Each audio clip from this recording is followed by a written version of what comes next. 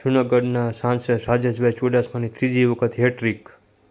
માળિયા તાલુકાના સમાચાર જોવા માટે અમારી ચેનલને લાઇક, શેર અને સબસ્ક્રાઈબ કરો।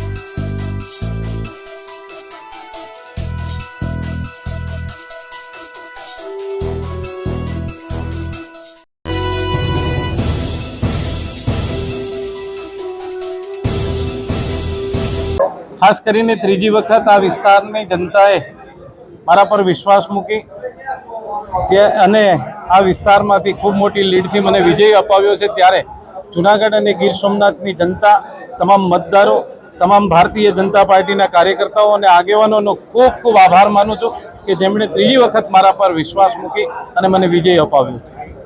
ખાસ કરીને આ વિસ્તારમાં કેન્દ્ર સરકારના નાના મોટા પ્રશ્નો છે, એમને પ્રાયોરિટી આપી અને વહેલી તકે પૂર્ણ થાય એવા અમારા પ્રયત્ન રહેશે।